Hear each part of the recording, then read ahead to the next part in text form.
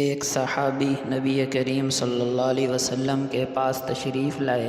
اور کہنے لگے، یا رسول اللہ، مجھے ایسے اعمال بتا دیجئے جو مجھے اللہ کے عذاب سے دور کر دیں اور جنت میں داخل کر دیں۔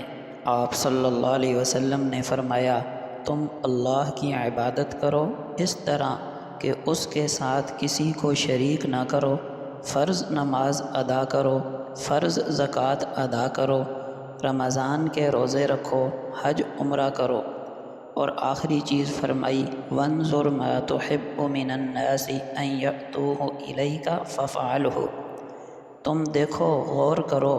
کہ اپنے ساتھ لوگوں کا کیسا رویہ، کیسا سلوک پسند کرتے ہو، لوگوں کے ساتھ بھی ویسا ہی سلوک کرو۔ وما کرہت ان یأتوہ الیک فذرہم منہ، اور دیکھو، غور کرو کہ لوگوں کا کیسا سلوک تم اپنے ساتھ ناپسند کرتے ہو،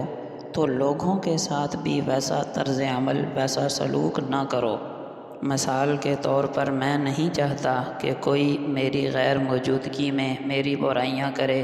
میری بے عزتی کرے، میرے عیبوں کو اچھالے، یا سر عام میری برائیاں بیان کرے، مجھے رسوا کرے، یا میری بے اکرامی کرے، بے عزتی کرے، یا غلط لہجے میں مجھ سے بات کرے، تو مجھے بھی چاہیے کہ میں لوگوں کے ساتھ اس قسم کا برتاؤ نہ کروں۔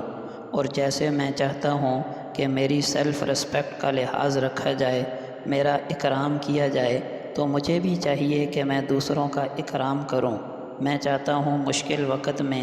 مجھے تنہا نہ چھوڑا جائے، میری مدد کی جائے، تو مجھے چاہیے کہ دوسروں کے مشکل وقت میں ان کی مدد کروں۔ اگر حدیث کے اس جملے پر